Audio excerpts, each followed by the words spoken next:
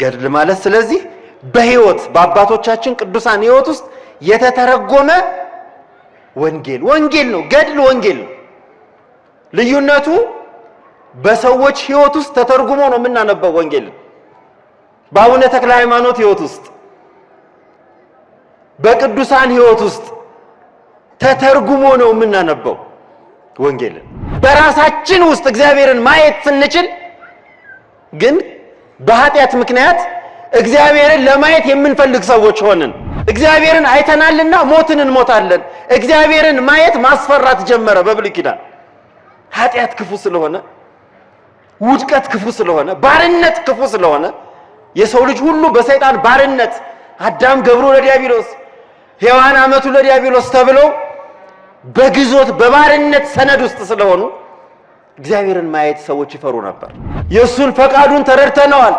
እስከ ሞት ድረስ የታመነ አምላክ ሆኖ እኛን ማዳን ፈቃዱ መሆኑን አውቀናል። ከእግዚአብሔር ፈቃድ አሁን የማናውቀው ምን አለ? የእግዚአብሔር ፈቃድ እውነት ጽድቅ መስራት ነው። የእግዚአብሔር ፈቃድ የኛ ድህነት ነው። የእግዚአብሔር ፈቃድ የኛ የዘላለም ሕይወትን ማግኘት ነው። የእግዚአብሔር ፈቃድ የመንግስተ ሰማያትን ርስት ዘላለማዊት ርስትን መውረስ ነው። አሁን እግዚአብሔርን አናውቅም ብለን የምንለው ምንም ነገር የለንም። ስለዚህ የብርሃን ልጆች ይሆን አስተርእዮን በሚገባ ብርሃን ማየታችንን እርግጠኛ ካልሆንን እንዴት ብለን ነው ክርስቲያኖች የምንሆነው? ክርስቲያን ማለት የብርሃን ልጅ ውሉደ ብርሃን ደቂቀ ብርሃን ማለት ነው። ብርሃን ማለት ጻዕዳ ልብሳችን፣ ጥምቀት ስንጠመቅ ብርሃን ማብራታችን፣ ወንጌል ሲነበብ ብርሃን ማብራታችን፣ በአምልኳችን ሁሉ ብርሃን ማብራታችን የብርሃን ልጆች ነን ማለት ነው። ምሳሌው አስተርእዮ ብርሃን ነው፣ የብርሃን መገለጽ ነው። የአስተርእዮ ትልቁ ምስጢር ከመረዳታችን ከማወቃችን በላይ ያለውና መደምደሚያው በእኛስ ሕይወት ውስጥ ዘወትር እግዚአብሔር ይታያል ወይ? እኛ አዋቂ ለባዊ፣ ነባቢ ተናጋሪ፣ የእግዚአብሔርን ድምፅ የሰማን እግዚአብሔርን ያየን ቅዱስ ሥጋውን ክቡር ደሙን የተቀበልን ክርስቲያኖች ከተባል እግዚአብሔር በእኛ ውስጥ ይታያል ወይ?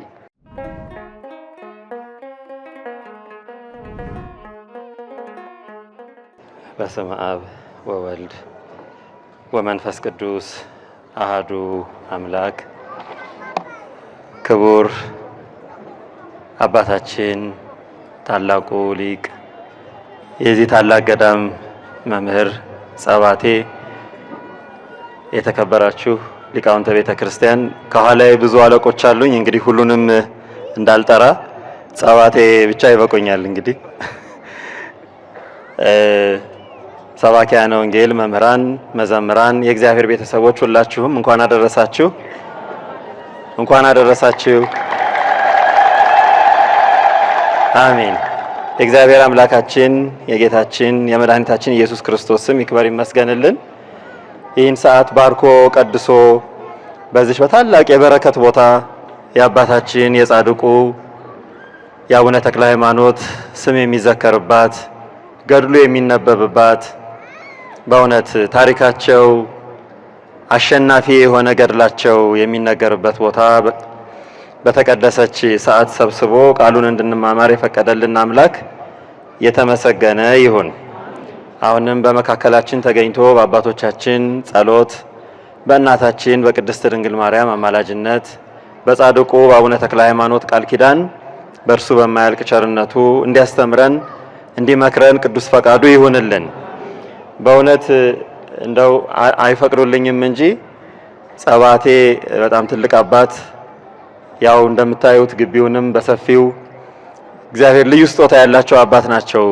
ጉባኤውንም ማስፋት፣ ግቢውንም ማስፋት፣ ቤተክርስቲያንን ቃለ እግዚአብሔርን ማስፋት የሚችሉ አባት ናቸው። የእሳቸውን ትርጉም እንደ ውዳሴ ማርያም ምዕመናን እንዲሰሙት አድርገው እንደ ትምህርተ ኅቡዓቱ እንደ ጸሎተ ሃይማኖቱ እንደ ጉባኤ እንኳን አይደለም፣ እንደ ሐዲሳት እንደ ቡላያት ጉባኤ እንኳን አይደለም፣ ሰው ሁሉ እንዲረዳው ከዚያ ከፍ አድርገው ምስጢሩን እያበሰጠሩ የአባታችንን ታሪክ ገድል በእውነት ስንሰማው በመስማት እንባረካለን፣ በመስማት እንለወጣለን። ያንን እንደሰማን አቡነ ዘበሰማያት እንዳሉልን በዚያው ቃል ኪዳን ወደ ቤታችን ብንሄድ ደስ ይለኝ ነበር። ስለ ገድል መስማት ሁለት ነገር ልናገርና እግዚአብሔር እንደፈቀደ መጠን የዕለቱን ትምህርት እግዚአብሔር ጋር እንማማራለን። ገድል መስማት ትልቅ በረከት አለው። ጸባቴን በደንብ አድርገው ነግረውናል። ግን ብዙ ሰው አሁን ስለ ገድል የሚነግረን የተለያየ ነገር ነው። የመጀመሪያው ትልቁ ነገር የእግዚአብሔር ቤተሰቦች፣ ገድል ማለት የአሸናፊዎች ታሪክ ማለት ነው። ገድል ማለት ድል የነሱ ዲያብሎስን ያሳፈሩ ይህንን ዓለም ድል ያደረጉ ሰዎች የእግዚአብሔር ሰዎች የእግዚአብሔርን ኃይል አድርገው እመቤታችንን ኃይል አድርገው የቅዱሳንን በረከት ቃል ኪዳን ከነሱ በፊት የነበሩትን ቅዱስ ዳዊት ያቆየው ቃል ኪዳን ለልጁ ተርፏል። እግዚአብሔር ሰሎሞንን ምን አለው? አንተ በሰራው ስራ ቢሆን ኖሮ መንግስትህንም አንተንም አጠፋ ነበር፣ ስለ ዳዊት ስል ግን አቆያታለሁ። ለአንተ ዘመን ስል ስለ አባትህ ስለ ዳዊት ስል ከነሱ በፊት የነበሩትን አባቶች አርአያ አድርገው ይህንን ዓለም ድል ያደረጉ ሰዎች ታሪክ ማለት ነው ገድል ማለት። ስለዚህ ተሸናፊ ሰዎች አይወዱትም። የተሸነፈ ሰይጣን ገድል ሲሰማ አይወድም፣ ይበረግጋል። እስኪ ውሻ አንድ ቀን በልምጭ ምቱት፣ ከዚያ በኋላ ልምጯን ማሳየት ብቻ ነው፣ አይቀርብም። የተመታበትን ያውቃል። የቅዱሳን ገድል ማለት ዲያብሎስ የተመታበት ዱላ ማለት ነው። ዲያብሎስ የተሸነፈበት ኃይል ማለት ነው። በቃል ሳይሆን በሕይወት ድል ያደረጉበት፣ በንግግር ባሉባልታ ሳይሆን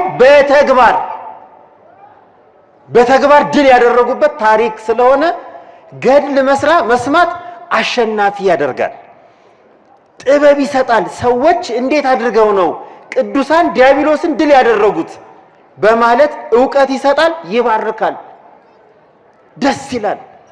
ቤተክርስቲያን የአባቶቻችን የቅዱሳንን ታሪክ ስታነብልን እንደ ቅድሙ እንደ ጸባቴ ስተረጉምልን የድል የማድረግ ዜናን ነው እየነገረችን ያለው። በዓል የምናከብረው ድል ያደረጉበትን በዓል ነው። ቤተክርስቲያን የተሸናፊዎች በዓል አታከብርም፣ ድል ያደረጉትን ሰዎች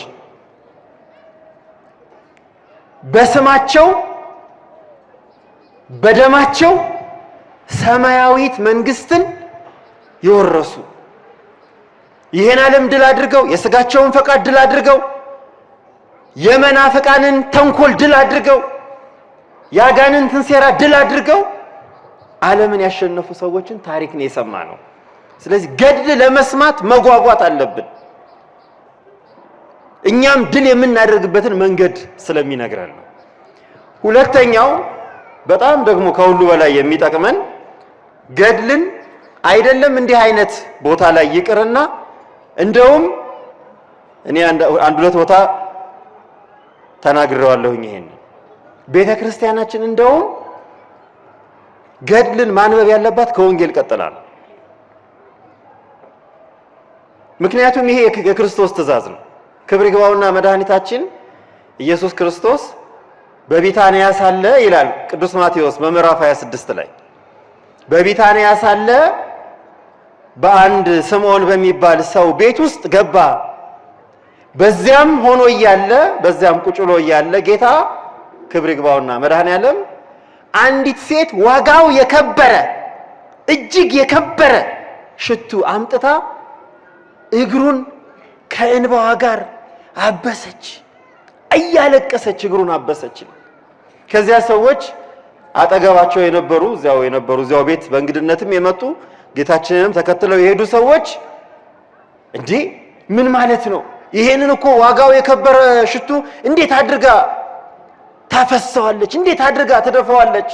ያደረገችውን አላወቁም። እንዴት እንደዚህ ታደርጋለች? ይሄ ዋጋው የከበረ የተወደደ ነገር ቢሸጥ እኮ ስንት ነዳይ ይጠቀምበታል አብናሉ። እነዚህ ተሸናፊዎች ናቸው። ያቺ ሴት ግን አሸናፊ ነበረች። የከበረ ነገርን ለማን ስትል ሰጠች? ለክርስቶስ። ተመልከቱ። ዋጋው ውድ የሆነ እርካሽ የሆነ ነገር አይደለም።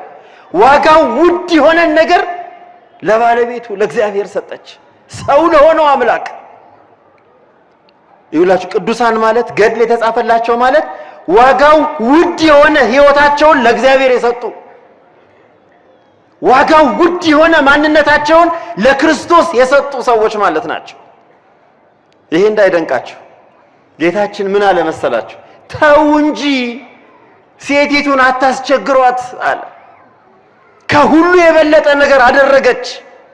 እውነት እውነት እላችኋለሁ አለ የመንግስት ወንጌል በሚነገርበት በመላው ዓለም እስከ ዓለም ፍጻሜ ድረስ ወንጌል ሲነገር የእሷ ገድል ይነገራል አለ። አይገርምም? የእግዚአብሔር ቤተሰቦች ገድል እንዲነገር የፈቀደ አይደለም ያዘዘው መድኃኔዓለም ነው።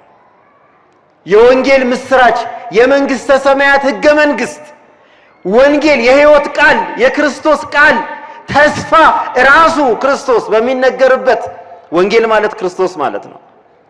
በኦርቶዶክስ በተዋህዶ እምነት ወንጌል ማለት መንግስተ ሰማያት ማለት ነው። ተራ ትምህርት አይደለም ወንጌል፣ ተራ መልእክት አይደለም ወንጌል። ወንጌል ማለት እግዚእነ ወአምላክነ ወመድኃኒነ ኢየሱስ ክርስቶስ ማለት ነው። ወንጌል ማለት የእሱ ዜና ነው። የወንጌል ቃል በሚነገርበት ቦታ ሁሉ አለ ጌታችን የእሷ ገድል የእሷ ስራ የእሷ ዝና ይነገራል አለ። ዛሬ የቅዱሳን ገድል ሲነገር የሚያማቸው ሰዎች ይህን የማያውቁ ሰዎች ናቸው። የእግዚአብሔር ፈቃድ ምን እንደሆነ ያልተረዱ ሰዎች ናቸው። ለዚህ ቅድም ጸባቴ ሲያነቡ እኔም እንዳረብሽ ቁጭ ብዬ ሰማ ነበር። እንዴት አድርገው ማራኪ የሆነ የአባታችንን ተጋድሎ የጻድቁን ተጋድሎ እኛ እንድንጠቀምበት እንድንማርበት እግዚአብሔር እንዲከብርበት ዲያብሎስ እንዲያፍርበት ዓለም እንዲበረግግበት ሁልጊዜ ይነበባል። አሁን ተንኮሉ ምንድነው? ገድል ምን ያደርጋል ምናምን የሚሉት አላዋቂነት ነው። የአሸናፊዎች ታሪክ እንዳይነገር ነው። ገድል ማለት ይላሉ አባቶቻችን በሕይወት የተተረጎመ ወንጌል ማለት ነው ይላሉ። ገድል ማለት ስለዚህ በሕይወት በአባቶቻችን ቅዱሳን ሕይወት ውስጥ የተተረጎመ ወንጌል ነው። ገድል ወንጌል ነው። ልዩነቱ በሰዎች ሕይወት ውስጥ ተተርጉሞ ነው የምናነበው ወንጌል።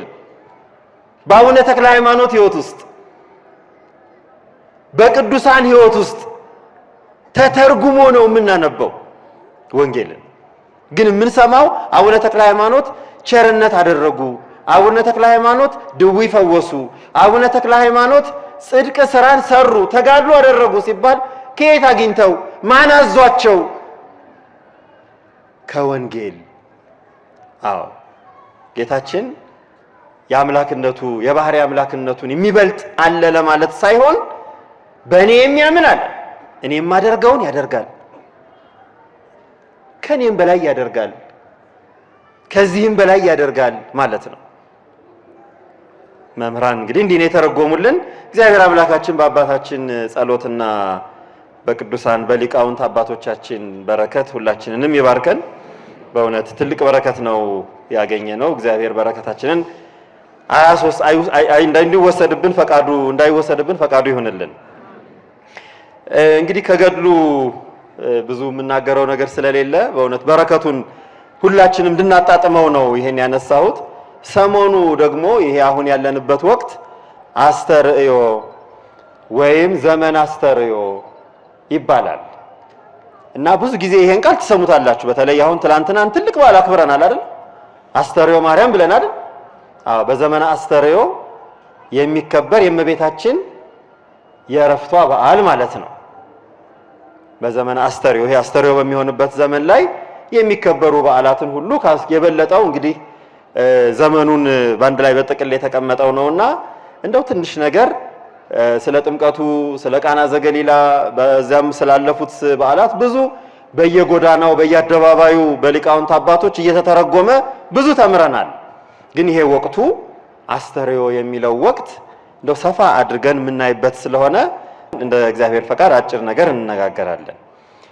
አስተርእዮ የሚባለው እንግዲህ በቤተ ክርስቲያናችን ትልቅ የቴዎሎጂ ወይም የትምህርት ሃይማኖት ቃል ነው። ቅዱስ አትናቴዎስ አስተርእዮ የሚለውን እግዚአብሔር ሰው የሆነበት ምክንያት አድርጎታል። አምላክ ሰው ከሆነበት ምክንያት እኛን ለማዳን እኛን መስሎ በእኛ አርአያ በአጭር ቁመት በጠባብ ደረት ተወስኖ ሰው ሆኖ ወደኛ መጥቶ እንድናየው ሲፈቅድ ማየታችን ድህነታችን ነው ብሎታል። ማየት እንዴት ነው ማየትና ድህነትን አንድ ያደረገው? ዮሐንስ በወንጌሉ ምዕራፍ 1 ቅዱስ ዮሐንስ ምዕራፍ 1 ቁጥር 18 ላይ እግዚአብሔርንስ ያየው ማንም የለም አለ። እግዚአብሔርን ያየው ማንም የለ። ለእግዚአብሔርስ አልቦ ዘርእዮ ገሞራ፣ እግዚአብሔርንስ ያየው ማንም የለም።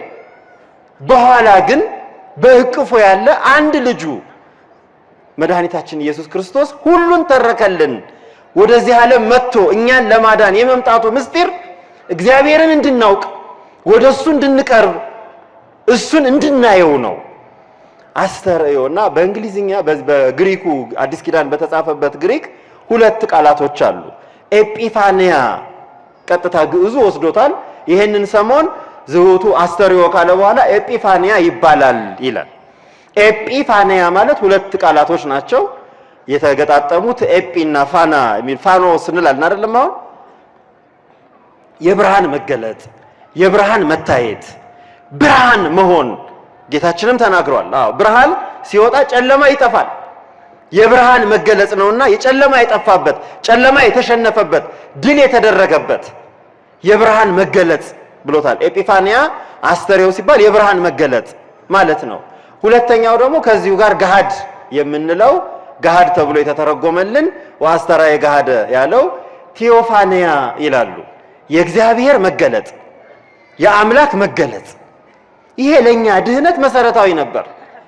ሰዎች እግዚአብሔርን አላየነውም፣ እግዚአብሔርን ካላየነው አናውቀውም ብለው እግዚአብሔርን ከማምለክ የቀሩበት፣ እግዚአብሔርን ከማምለክ የሸሹበት ዘመን ነበር። ዛሬ ግን ምክንያት የለንም። እግዚአብሔር እኛን ሆኖ በተዋህዶ ከብሮ ታይቷል፣ ተገልጿል። አባ ሕርያቆስ እንዳለው አየነው፣ ሰማነው፣ ከሱም ጋር በላን ጠጣን እንዳለው እግዚአብሔር ታይቷል። ስለዚህ አሁን ከእግዚአብሔር ለመራቅ ወደ ጣዖት ቤት ለመሄድ፣ ወደ ሟርት ለመሄድ ወይም በአጋንንት ለመታሰር ምክንያት የለንም። በእርግጥ የእግዚአብሔር መገለጽ የሚጀምረው ከስነ ፍጥረት ነው። የመጀመሪያው የእግዚአብሔር መገለጽ በስነ ፍጥረት ነው። እግዚአብሔር የታወቀው በመፍጠሩ ነው። ዓለም ሳይፈጠር ጀምሮ የነበረ የማይታየው አምላክ አለ ቅዱስ ጳውሎስ። በፍጥረቱ ለፍጥረቱ ይታወቃል። የመጀመሪያው ትልቁ እግዚአብሔር ለፍጥረቱ የተገለጸው በመፍጠሩ ነው። ሰዓሊ በምን ይገለጻል? በስዕሉ አይደል? ሸክላ ሰሪ በምን ይገለጻል? ሸክላ ሰሪ መሆኑ በምን ይታወቃል? በሸክላ ስራው። አንጥረኛ መሆኑ የሚታወቀው በሚሰራው ቢላዋ፣ ማጭድ፣ መዶሻ ነው። እግዚአብሔርም በፍጥረቱ ይታወቃል። እስመ ይታወቅ ሰዓሊ በስዕሉ ወኪን በኬንያሁ አለ። ጠቢብ በጥበቡ እንደሚታወቅ እግዚአብሔርም መጀመሪያ ለዓለም የተገለጸው ለሰው ልጅ የታወቀው ለፍጥረቱ የተነገረው በመፍጠሩ ነበር። ስነ ፍጥረት እግዚአብሔር ለመኖሩ እግዚአብሔር ፈጣሪያቸው ለመሆኑ ማረጋገጫ ነው። የምናየው ነገር የሚንቀሳቀሰውም የማይንቀሳቀሰውም የሚታየውም የማይታየውም በቀለም አስቦ ህብሩን አሳምሮ የፈጠረው ፍጥረት በሙሉ እግዚአብሔር ለመኖሩ ማሳያ ማሳወቂያ ነበሩ። ይልቁንም ይላል ቅዱስ አትናቴዎስ፣ ይልቁንም ደግሞ የሰው ልጅ በእግዚአብሔር አርአያና አምሳያ መፈጠሩ እግዚአብሔር እሱ ፈጣሪ ለመሆኑ ማሳያ ነበር ይላል። ሰው እግዚአብሔር ሰውን ሊፈጥር ሲፈልግ ምንድነው ያለው? እንግዲህ ሰውን እንደ ምሳሌያችን እንደ አርአያችን አድርገን እንፍጠር፣ ንግበር ሰብአ በአርአያነ ወበአምሳሊነ፣ ሰውን እንደ አርአያችን እንደ አምሳያችን አድርገን እንፍጠር። የተፈጠረው ሰው የእግዚአብሔር አርአያና አምሳያ መገለጫ ነበር። ሕያውነቱ መታወቂያ ነበር። ነባቢነቱ መታወቂያ ነበር። ለባዊነቱ አዋቂ ጠያቂነቱ መታወቂያ ነበር። የሰው ልጅ ባፈጣጠሩ እግዚአብሔርን የሚገልጽ ነበር። አፈጣጠሩ ራሱ እግዚአብሔርን የሚያሳይ ነበር። ይሄን በምን ታውቋል ይላል ቅዱስ አትናቴዎስ። አሁንም ስልጣን በማግኘቱ ይላል። እግዚአብሔር ባለ ስልጣን ነው፣ የባህሪ ባለ ስልጣን ነው፣ የባህሪ ገዢ ነው፣ የባህሪ አምላክ ነው። ሰውን ግን በጸጋ ባለ ስልጣን አደረገው። የፈጠረውን ፍጥረት እንዲገዛ የሱ መኖር መታወቂያ ያደረገው ሰው ነው። የሰው ልጅ ግን ይሄንን እግዚአብሔርን የሚገልጽበትን እግዚአብሔርን የሚያሳይበትንም የሚያይበትንም ተፈጥሮ በስተቱ ጣለው፣ በስተቱ እንዲወድቅ አደረገው። ያ የእግዚአብሔር መገለጫ ያ እግዚአብሔር የሚታይበት የነበረ ባህሪው ሲፈጠር የተሰጠው ባህሪ በስተት ምክንያት አጣ ነው። ከዚያ መልሰን እኛ ራሳችን በራሳችን ውስጥ እግዚአብሔርን ማየት ስንችል ግን በኃጢአት ምክንያት እግዚአብሔርን ለማየት የምንፈልግ ሰዎች ሆንን። ለማየት የምንፈልግ የምንጓጓ ድምጹን ለመስማት የሚናፍቀን ፍጡራን ሆን። ስለዚህ ምን አረገ መሰላችሁ? ሙሴ ድምጹን ይሰማ ነበር። ያቺ በአዳም የደረሰችበት የውድቀት ባህሪ ድምጹን ሰምቶ መልኩን እንዳያይ፣ ድምጹን ሰምቶ አድራሻውን እንዳይለይ ስላደረገው መጀመሪያ እየሰማው እያናገረው እንኳን ምን ማለት ጀመረ መሰላችሁ? ሙሴ እሺ እንግዳ አናግረኛል፣ ግን ሰዎች ያናገረህ ማን ነው ባሉኝ ጊዜ ስምህን እንድነግራቸው ስምህ ማን ነው? አያችሁ የሰው ልጅ የወደቀበት ባሪያው በአምሳያው ተፈጥሮ የፈጠረውን ሁሉ እንዲገዛ አዋቂ አድርጎ ፈጥሮት ሕያው አድርጎ ፈጥሮት ስሙ ጠፋው። የእግዚአብሔር የፈጣሪው ስም ጠፋው። የአምላኩ ስም ጠፋውና ሙሴ ማን ነው ስምህ ብሎ ጠየቀ። ስምህ ማን ነው? ማን ነው ባሉኝ ጊዜ ማን ልበላቸው ብሎ ስሙን የሚጠይቅ ሆነ። ኃጢአት የዚህን ያህል ስህተት የዚህን ያህል ይጎዳል። የእግዚአብሔር ቤተሰቦች ከፈጣሪ ጋር ሲያለያይ ስሙንም ድምጹንም መልኩንም እንዳናውቅ አደረገን። ኃጢአት መተላለፍ መበደል ከእግዚአብሔር ጋር እንድንርቅ አራቀን ስንል የራቅነው ከመልኩ ነበር፣ የራቅነው ከድምጹ ነበር፣ የራቅነው ከረድኤቱ ነበር። ከሁለንተናው ራቅን፣ ከበረከቱ ሁሉ ራቅን። ሁሉ ስሙንም ጭራሽ ማናውቅ ሆንን። እግዚአብሔር ቸር ነውና ክብር ይግባውና ግን ጥያቄውን ዝም ብሎ አላለፈበትም። ምን አለው? በቃ ሂድ ያለና የሚኖር ለዘላለም የሚኖር ያለ የአብርሃም አምላክ የይስሐቅ አምላክ የያዕቆብ አምላክ እሱ ላከኝ በላቸው አለው። ይሄ አሸር ይሄ ያለና የሚኖር ዛሃሎ ይሄሎ እሱ ላከኝ በላቸው አለው። በዚህ ግን አላቆመም ሙሴ። አሁንም ኦሪት ዘጸአት ይሄኛው ኦሪት ዘጸአት ምዕራፍ 3 ላይ ኦሪት ዘጸአት ምዕራፍ 19 ላይ ደግሞ እንደገና እግዚአብሔር እያዩት በተራራ ላይ ይወርዳል አለ። ምን ማለት ነው? እያዩት ምኑን ነው የሚያዩት? ክብሩን ግርማውን እያዩት በተራራ ላይ በእሳት ደመና በእሳት አምድ በደመና በድምፀ መለከት ተከቦ በነፋስ በሚገርም ግርማ ሲና ተራራ ላይ ወረደ። እግዚአብሔር እያዩት ይወርዳል። ያዩት ምኑን ነው? የእግዚአብሔር ቤተሰቦች ያዩት ምኑን ነው? ክብሩን። ክብሩንም በምንድን ነው ያዩት? በደመና በእሳት በነፋስ በድምፀ መለከት እያዩት በሲና ተራራ ላይ ወረደ። ሙሴ ወደ ተራራው ወጣ። ተራራው ላይ ወጥቶ ድምፅህን እሰማለሁ፣ ከ500 ጊዜ በላይ እግዚአብሔር አነጋገረው። ድምፅህን እሰማለሁ፣ ፊትህን አሳየኝ አለ። አያችሁ ማየት ይፈልጋል የሰው ልጅ አምላኩን ማየት ይፈልግ ነበር። ቅዱስ አትናቴዎስ አለ ማየትን ፈልግ ነበር። አምላክን ማየት ድህነታችን ነበር አለ፣ ጽድቃችን ነበር።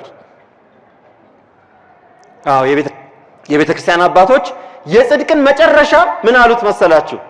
የጽድቅ ሁሉ መጨረሻ ነጽሮተ ስሉስ ቅዱስ አሉ። እግዚአብሔርን ማየት የጽድቅ ሁሉ መጨረሻ የቅዱሳን ማዕረግ መጨረሻው እና አቡነ ተክለ ሃይማኖት አባታችን በረከታቸው በሁላችን ላይ ይደርና የደረሱበት ማዕረግ ነጽሮተ ስሉስ ቅዱስ ይባላል። እግዚአብሔርን ማየት። ለዚህ ነው ይሄንን ትልቅ ወቅት ከጥር 11 ጀምረው አባቶቻችን እስከ ጥር 30 በዋናነት አንዳንዴ ደግሞ ረዘም ሲያደርጉት እስከ መጋቢትም ድረስ አራቅ ተደርጎ እንዲከበር ያደረጉት አስተርእዮ ያሉት እግዚአብሔርን ማየት ትልቅ ነገር ስለሆነ ነው። ግን እግዚአብሔር ቤተሰቦች እግዚአብሔርን አይታችሁታል ወይ ብትባሉ ምንድነው የምትሉት? አላየነው ነው የምትሉት? ከስጋዊ በኋላ አምላክ ሰው ከሆነ በኋላ እግዚአብሔርን አላየንም ማለት አንችልም። አዎ የአባቶቻችንን አይን አድርገን ቅዱስ ሉቃስ ወንጌሉን ሲጽፍ ምን አለ መሰላችሁ? በአይን ያዩት አባቶቻችን የነገሩንን መሰረት አድርገን ያዩትን የነሱን አይን አዳም አይቶታል እግዚአብሔርን። በቃ የሰው ልጅ እግዚአብሔርን አየ። በዚህ ሰሞን ማየት ትልቅ ነገር ነው። ሙሴ ብቻ እንዳይመስላችሁ ኤልያስም እንደዚያ ብሏል። ኤልያስም በምድረ በዳ ለእግዚአብሔር ሲጋደል ስለ እግዚአብሔር ስም ቀንቶ ብዙ ተአምራት ሲያደርግ የኖረው ነቢይ በምድረ በዳ ድምፁን እየሰማ ትእዛዙን እየተቀበለ ለእስራኤል እያስተማረ በኖረበት ዘመን አንድ ጥያቄ የነበረው ፊትህን ማየት እፈልጋለሁ ነው። ማየት እፈልጋለሁ እግዚአብሔርን ማየት እፈልጋለሁ አለ ኤልያስ። ግን ችግሩ ምን ሆነ መሰላችሁ? የእግዚአብሔር ቤተሰቦች በብሉይ ኪዳን ሰዎች እግዚአብሔርን ማየት አይችሉም ነበር። ምክንያቱም ድህነት አልተፈጸመም። በኃጢአት ማሰሪያ በዲያብሎስ ቁራኝነት በሲኦል እስር ቤት ግዞት ውስጥ ስለነበር እግዚአብሔርን ማየት አልቻልንም ነበር። ይልቁንም አንድ ማኑሄ የሚባል ሰው ገበሬ ነው። እግዚአብሔርን የሚያወድ የሚያከብር ገበሬ፣ ታዛዥ ገበሬ፣ የዋህ ገበሬ መልአክ ተገለጸለትና አናገረው። ከዚያ እቤቱ ሄደ ለሚስቱ ሊነግር። እቤቱ ደግሞ ሲደርስ እቤቱ ለባልየው ለሚስትየው ያው መልአክ ተገለጸ። ከዚያ ማኑሄ በጣም የዋህ ነው። መልአኩን ምን አለው መሰላችሁ? ይሄ ታሪክ ያለው በመጽሐፈ መሳፍንት ምዕራፍ 13 ላይ ነው። ማኑሄ መልአኩን ምን አለው? እንደው የምትለን ነገር ልጅ ተወልዳለህ ስሙንም እንዲህ ትለዋለህ ብሎ ሊያበስረው ነው የመጣው መልአኩ። ከዚያ ማኑሄ መልአኩን እንደው የእግዚአብሔር መልአክ ሆይ እንደው ያልከው ነገር ተፈጽሞ ደርሶ ሲሆንልን ስምህን እንድናከብረው እንድንዘክርህ መልአኩ እንዲህ ያደረገልን እያልን በየዓመቱ ዝናህን እንድናወራ እንድንነግር ስምህን ንገረን ብሎ ጠየቀ የመልአኩን ማኑሄ። መልአኩ ምን አለው? አይ ስሜ ለምን ጠይቃለህ? ስሜ ድንቅ ነው አለው። ያን ጊዜ ደነገጠ፣ እግዚአብሔርን ያየ መሰለው። ከዚያ ሚስቱን ምን አላት? እግዚአብሔርን አይተናልና ሞትን እንሞታለን አለ።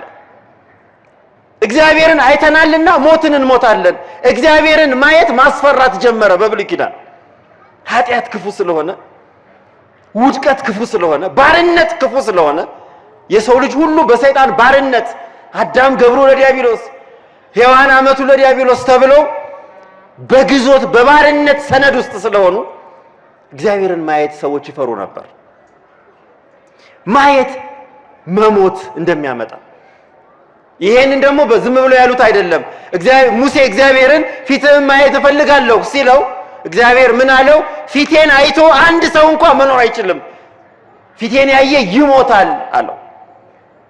እግዚአብሔርን ማየት ይገድል ነበር፣ እንሞት ነበር፣ ያስፈራ ነበር። እንሞታለንም ተብሎ የሚያስፈራ ነገር ነበር። ስለዚህ አሁን እሱን ስናይ ህይወትን እንድናገኝ እግዚአብሔር የተገለጸበትን ሰሞን ነው እንግዲህ አስተርእዮ የምንለው። ግን ያ እንዳንሞት ህይወት እንድናገኝ በረከትን፣ ጸጋን፣ ተስፋን እንድናገኝ አምላክ ሰው ሆነ። አስተርእዮ ስንል እንግዲህ ይሄ ትልቁ ሰሞን እግዚአብሔርን ያየንበት ነው። ቅድም አንድ ጥያቄ ጠይቄያችሁ ነበር። እግዚአብሔርን አይታችኋል ወይ ተብላችሁ ብትጠየቁ ምን ትላላችሁ ብዬ ማለት ነው። አንድ ታሪክ ልንገራችሁ። ድርሳነ ሚካኤል ላይ የተጻፈ ታሪክ ነው። አንድ ሰው ከሆነ ሀገር መጥቶ እንግድነት ክርስቲያኖች የሚበዙበት ሀገር በደረሰ ጊዜ የሚካኤልን በዓል እያከበሩ አገኛቸው ሰዎች። ከዚያ ምንድነው እዚህ ሀገር የተፈጠረው ብሎ ምዕመናን እንደኛ ያሉ ከቤተ ክርስቲያን ሲመለሱ ጠየቃቸው። የሚካኤልን አክብረን አሉት። ማን ነው ሚካኤል? እንዴ ሚካኤልን አታውቀው አሉት። ሚካኤል እኮ እንዲህ አይነት መልአክ ነው፣ ቸር መልአክ ነው፣ የሚጠብቀን መልአክ ነው፣ የሚረዳን መልአክ ነው፣ ጽድቅን እንድንሰራ ኃጢአትን ድል እንድንነሳ መናፍቃንን ድል እንድናደርግ በእምነት እንድንጸና የሚያደርገን መልአክ ነው አሉት። በደንብ ነገሩት ስለ ሚካኤል የሚያውቁትን። እባካችሁ ውሰዱኝ ሚካኤል ጋር አላቸው። ሚካኤል ጋር እንድንወስድ እሺ እንወስዳለን፣ ሚካኤልን እናሳያለን አሉት። እንደዚያ ትላላችሁ? እግዚአብሔር በግርማው እየተገለጸ ሕይወታችንን እየባረከ በቅዱሳን ሕይወት በቅዱሳን ገድል እየጠበቀን ከህመም እያዳነን ከብዙ መከራ እየሸፈነን አላየነውም እንዴት እንላለን? እና ያ ሰው እንደዚያ ሲል እሺ እንወስዳለን፣ ግን ሚካኤልን ለማየት ክርስቲያን መሆን አለብህ አሉት። ክርስቲያን ከሆንክ አይደለም ሚካኤልን ለእግዚኡ ትሬዮ አይደል ሚካኤልን አይደለም ክርስቶስን ራሱ አምላኩን ታየዋለህ አሉት። ክርስቲያን ማለት እግዚአብሔርን ያየ ማለት ነው። ቅዱስ ሥጋውን ክቡር ደሙን ስንቀበል፣ ወንጌል ስንሳለም፣ መብራት አብርተን ቤተ መቅደስ ቆመን ስንጸልይ፣ ይህን ሁሉ ስናደርግ እግዚአብሔርን አላየንም ማለት አንችልም። የእግዚአብሔር አስተርእዮ የሚባለው በዓል ሰሞን የተሰራልን ክርስቲያኖች እግዚአብሔርን ያየን አምላካችንን የምናውቅ አውቀን አይተን የተረዳን አማኞች መሆናችንን አስረግጠን እንድንናገር ነው። እኛ የምናምነው አምላክ ያየነውን አምላክ ነው። በሥጋ ተገልጾ አምላክ መሆኑን አረጋግጦ የባህሪ አምላክነቱን አረጋግጦ ያሳየንን አምላክ ነው የምናመልከው። አስተርእዮ ማለት ያየነውን አምላክ የምናመልክበትን የምናረጋግጥበት። አዎ በእኛ መካከል 33 ዓመት በነበረበት ዘመን አምላክነቱን በሚገባ አስረግጦ አሳይቶናል። በደረቅ ግንባር አይን ፈጥሮ ፈጣሪነቱን 4 ቀን የከረመ አስከሬን አልዓዛርን አስነስቶ ከሞት የሚያስነሳን አምላክ መሆኑን በባህር ላይ ታውያን ከ10 በላይ ተአምራትን አድርጎ ቀይ ባህርን ከፍሎ ባህሩን ከፍሎ ያሻገራቸውን አምላክ ተመልከቱ። እግዚአብሔር ያሳያችሁ የእግዚአብሔር ቤተሰቦች፣ ባህር ከፍሎ ያሻገራቸውን ውሃ ግራና ቀኝ በቀኝና በግራ ግድግዳ አድርጎ ውሃውን ያሳለፋቸውን አምላክ 40 ዓመት ሳያርሱ ሳያጭዱ ሳያበጥሩ ሳይጋግሩ መና ከሰማይ እያወረደ የሚመግባቸውን አምላክ ሐመዩ ዋለ ዳዊት አሙት ይክሉን እግዚአብሔር ሰሪያ ማዕድ በገዳም። ሰዎች ይሁት ከእግዚአብሔር ስንርቅ እግዚአብሔርን ማየት ባቆም ማለት ከእግዚአብሔር መራቅ ማለት ነው።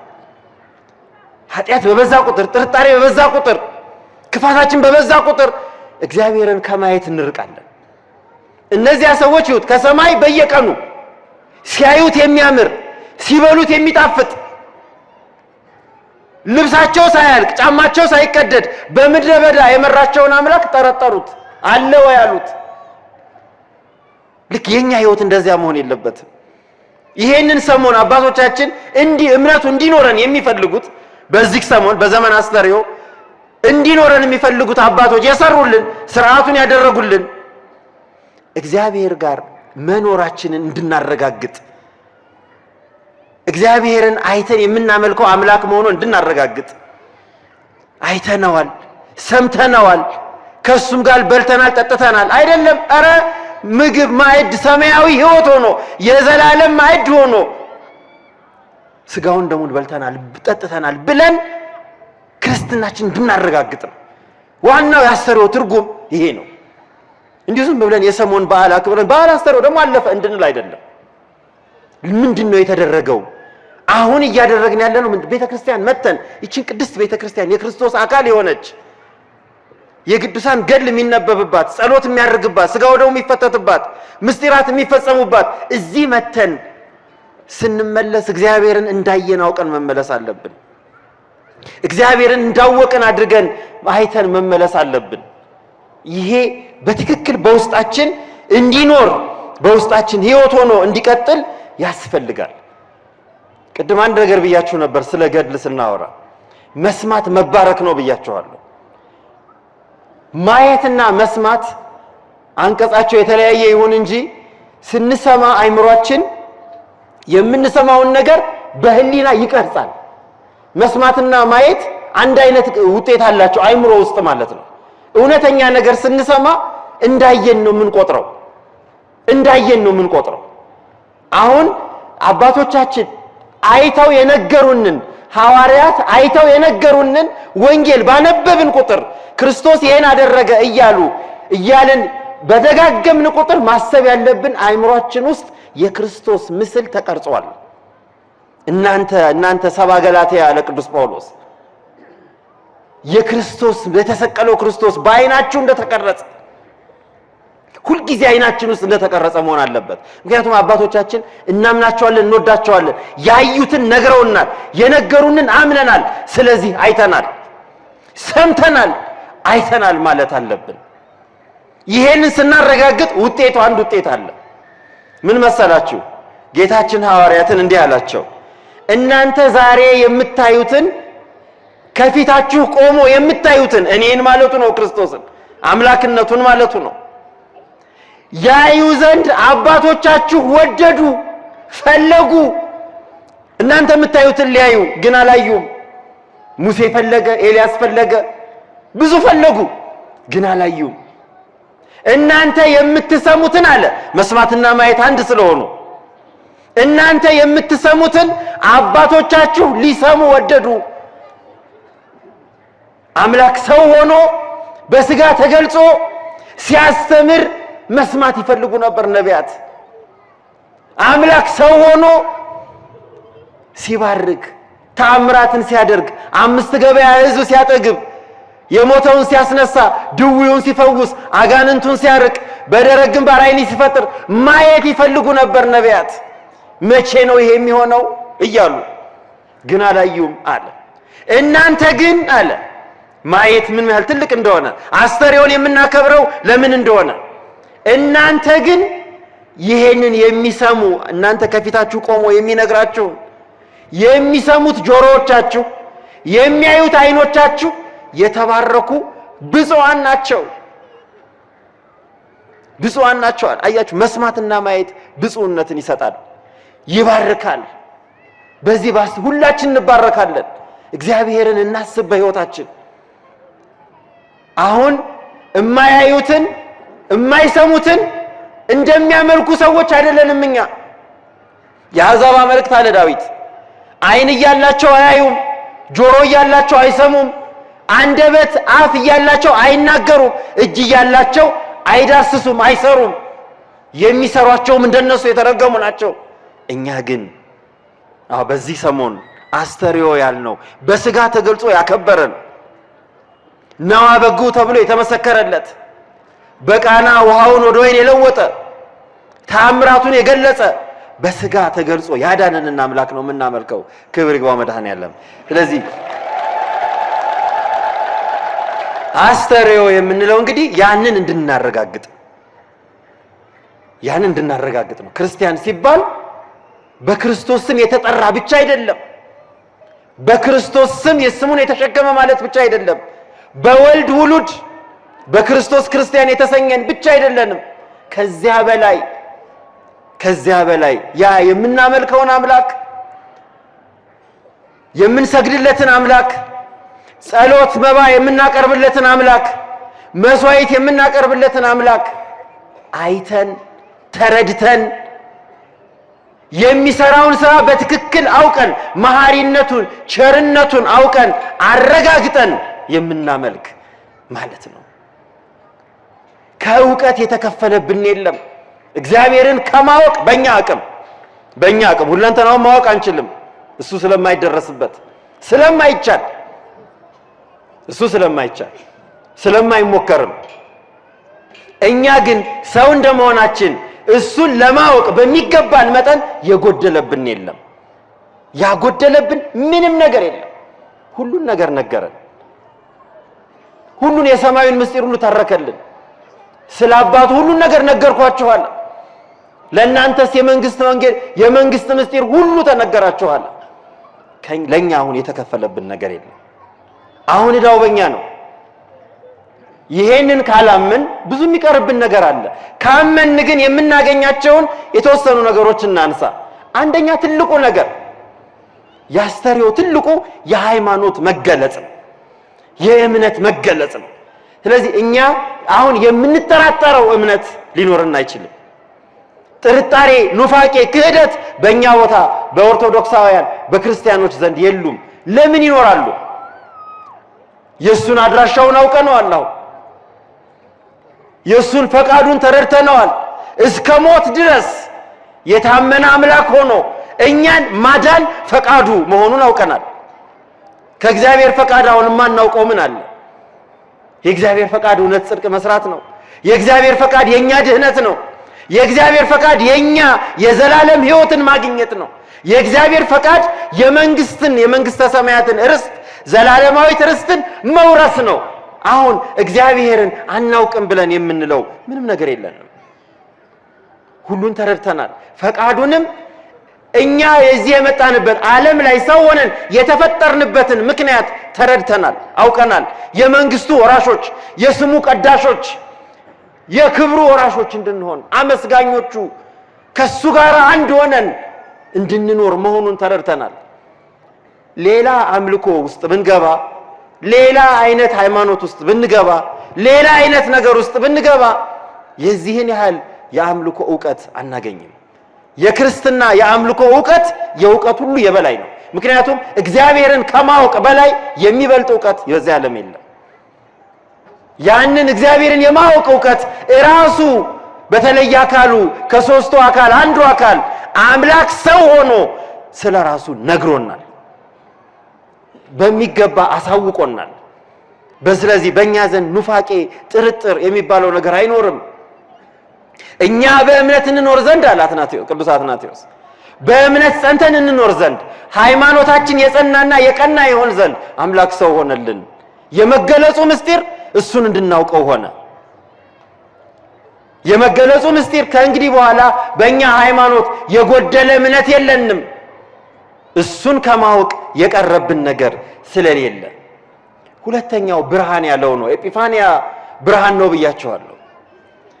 እግዚአብሔር ራሱን በብርሃን መስሎ በብዙ ነገር ነግሮናል። ዳዊትም እግዚአብሔር ብርሃኔ ነው ብሏል። እግዚአብሔር ብርሃን ነው። ኤጲፋንያ አስተርእዮ ማለት የእግዚአብሔር መገለጽ፣ የብርሃን መገለጽ። ብርሃን ይሄንኛው ብርሃን አይደለም፣ የሚጠፋው ብርሃን አይደለም። ብርሃን ዘበአማን፣ እውነተኛ ብርሃን አለ ቅዱስ ኤፍሬም።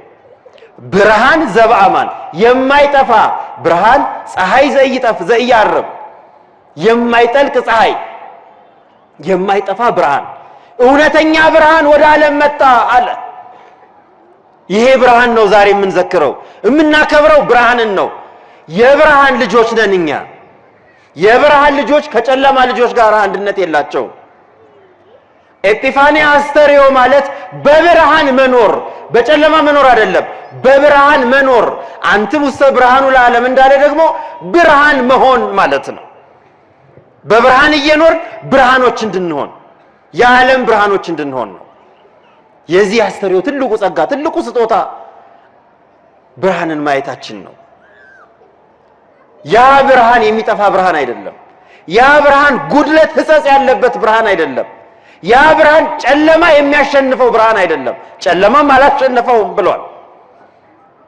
ጨለማም አላሸነፈውምና የሚገለባበት ወይም የሚዘበራረቅ ብርሃንም አይደለም።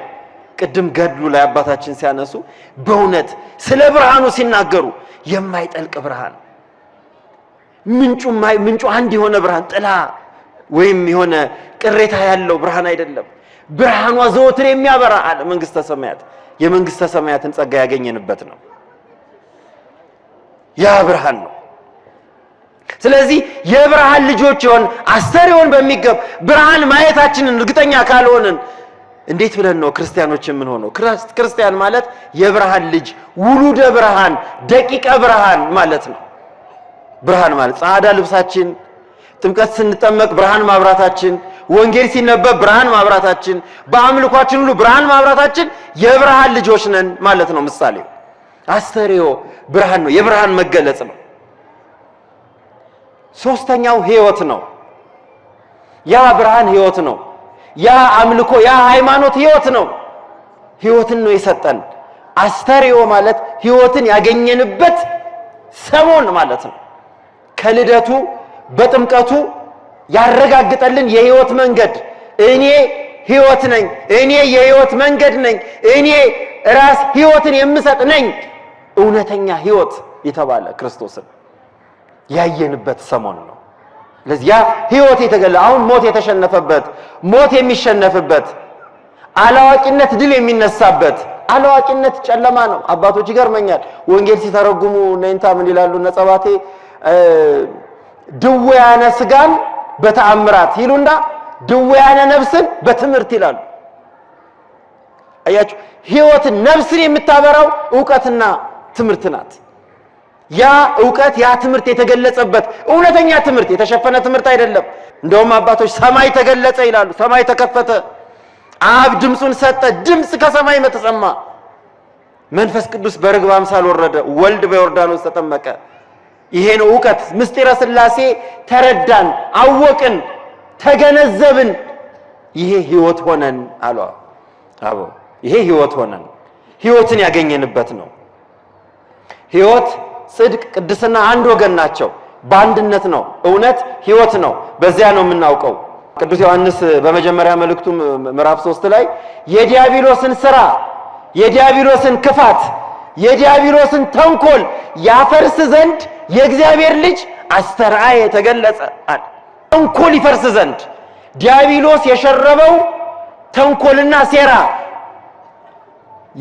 ያዘጋጀው የውሸት ሰነድ የባርነት ሰነድ ዓለምን ያታለለበት የሰው ልጅ ያታለለበት ክፋቱ ይገለጽ ዘንድ እግዚአብሔር ተገለጸ። የእግዚአብሔር መገለጽ የዲያብሎስን ሥራ ሊያጋልጥ ነው። አያችሁ በጨለማ ውስጥ ሰዎች ተንኮል የሚሰሩት ብርሃን እስኪበራ ድረስ ነው። ትስስሮቹን ተመልከቷቸው። አስተርእዮ ማለት የዲያብሎስ ሥራ የተገለጸበት ተንኮሉ የታወቀበት ክፋቱ በይፋ በአደባባይ የተሰጣበት ነው። ለዚህ ነው በአደባባይ የምናከብረው። አስተርእዮን ተደብቆ ብርሃን ተደብቆ አይከበርም። በአደባባይ እየሄድን በጎዳናው እየመሰከርን እግዚአብሔር ተገለጸ ወአስተርአየ ገሃደ እያሉ መዘምራን ሊቃውንት መምህራን እያሸበሸቡ ወአስተርአየ ገሃደ እያሉ በገሃድ የታወቀ ስለሆነ ያ ዕውቀት ነው፣ ያ ህይወት ነው፣ ያ ጽድቅ ነው። ያ ክፋት የተሻረበት የዲያብሎስ ተንኮል የፈረሰበት የክፋት የሴራ ገመድ የተበጣጠሰበት ዘመን ነው። ከዚያ ውጪ አስተርእዮ በፍቅር ተርጉሞታል ዮሐንስ አፈወርቅ ደግሞ ፍቅር ሰሃቦ ለወልድ ኃያል መንበሩ ባለበት የእግዚአብሔር ወደኛ መጥቶ የመታየቱ የመገለጹ ፍቅር ምስጢር ፍቅር ነው አለ። የእግዚአብሔር ፍቅር ነው፣ ስለሚወደን ነው። ለማንወደው ሰው እኮ ምንም ነገር አንናገርም። ለማንወደው ነገር ባይፈቀድልንም ሰው መጥላት ለማንወደው ነገር ለማንወደው ሁኔታ ምንም ነገር አናደርግም፣ ምንም ነገር ማውራድ አንፈልግም። ግን እግዚአብሔር ምንኛ ቢወደን ነው በትህትና በባሪያው እጅ ተጠምቆ በዶኪማስ ቤት ጋብቻን ባርኮ በገዳመ ቆሮንቶስ ዲያብሎስን ድል ነስቶ ራሱን የገለጸልን ምን ያህል ቢወደን ነው ብለን እናስብ። አስተርእዮ የእግዚአብሔር ፍቅር መገለጫ ነው አለ ዮሐንስ አፈወርቅ። በረከቱ ይደርብንና ፍቅሩን የገለጸበት ነው። የፍቅሩ ብዛት በጎዶሎ ወይም ደግሞ በቆጥቦም አይደለም አለ፣ በቁጠባም አይደለም። አንዱ አካል ከሶስቱ አካል አንዱ አካል ወልደ እግዚአብሔር አካላዊ ቃል ሰው ሆነ አለ። ሰው ሆነ። እኛ የምናደርገውን ነገር ሁሉ ከኃጢአት በስተቀር እያደረገ በትንሽ በትንሹ አደገ፣ በእኛ መካከል ታየ፣ ታወቀ አለ። ምንኛ ቢወደን ነው አለ። አስተርእዮ የእግዚአብሔር ፍቅር መገለጽ ነው። ፍቅሩ የታወቀበት ፍቅሩ የተገለጸበት እግዚአብሔር አይወደኝም ማለት አንችልም ከእንግዲህ በኋላ አለ። ከዚህ በላይ ምን ያድርግልን? በበረት መጥቶ ተኝቶ እኛን ሊያድን በበረት ተኛልናል። በዮርዳኖስ ተጠመቀልን። በገሊላና በኢያሪኮ ጎዳናዎች አስተማረን። በደብረ ታቦርና በደብረ ዘይት ምስጢሩን ገለጸልን። ከዚህ በላይ ምን ያድርግልን አለ። ከብሉይ ኪዳን የፍቅሩ ብዛት ከብሉይ ኪዳን ሙሴን ከነቢያት ሙሴ ኤልያስን ከአበው ሙሴን አምጥቶ ለነሱ እንኳን ታየ። ለነሱ እንኳን የገባውን ቃል ኪዳን አስተውሎ ለነሱ እንኳን ታየ። የፍቅሩ መጠን የፍቅሩ ርዝመት ወሰን የለውም ማለት አስተርእዮ ከዚህ በላይ ፍቅር የገለጸበት የለም። ለኔስ ይላል እግዚአብሔር ፍቅሩን የገለጸባቸው ቀራንዮና አስተርእዮ ናቸው ይላል። ያ ደግሞ በቀራንዮ ደግሞ ሕይወቱን የኛን ኃጢአት ተሸክሞ የኛን በደል ተሸክሞ ሞታችንን ሞቶ በሶስተኛው ቀን ሞትን ድል ነስቶ እስከመነሳት ድረስ ፍቅሩን ገለጸልን። አስተርእዮ የእግዚአብሔር ፍቅር የተገለጸበት ነው። አስተርእዮ ክብርና ልዕልና ነው። እኛ ከከበር አዳም ከፍ ያለበት፣ አዳም ክብር ያገኘበት፣ አዳም የገነነበት፣ የሰው ልጅ ከመላእክት እንኳን በላይ ክብሩ ከፍ ያለበት ነው ይላል። ያ ነው ትልቁ ምስጢር። የአስተርእዮ ምስጢር ከብዙ በጥቂቱ ነው። የእግዚአብሔር ቤተሰቦች እኛ ይሄንን ምስጢር የተገለጸልን ማለት ነን ክርስቲያኖች ማለት። ግን ትልቁ ነገር ቅዱስ አትናቴዎስ ወዳለው ልመልሳችሁ። የሰው ልጅ ሲፈጠርም እግዚአብሔር እንዲገለጽበት ሆኖ የተፈጠረ ነበር። እግዚአብሔር የቸርነቱ የፍቅሩ ለኛ ያለው የሰጠን የክብር ብዛት በአርአያው በአምሳያው ከመፍጠር በላይ አይሆንም ነበር አለ። እኛ ግን በእኛ የተገለጸውን እግዚአብሔር መግለጽ አልቻልንም። ከኛ የሚጠበቀው ይሄ ነው። እግዚአብሔር ራሱን በእኛ ውስጥ ገልጿል። ራሱን በአደባባይ በዮርዳኖስ ገልጿል። ራሱን በደብረ ታቦር በደብረ ዘይት ገልጿል። ራሱን በቤተልሔም በግርግም ውስጥ ገልጿል። ራሱን በሚገባ ለኛ ገልጿል። እኛ ግን እግዚአብሔርን በራሳችን ሕይወት የመግለጽ ግዴታ ነው የአስተርእዮ ትልቁ ግዴታ። እግዚአብሔር ለኛ እንደተገለጸልን እግዚአብሔር በሕይወታችን እንዲገለጽ ማድረግ ነው። እግዚአብሔር በእኛ ሕይወት ቅዱስ ሥጋውና ክቡር ደሙን ተቀብለን ስንመለስ የምንጸልየው ጸሎት አንድ ትልቅ ቁም ነገር ይዟል።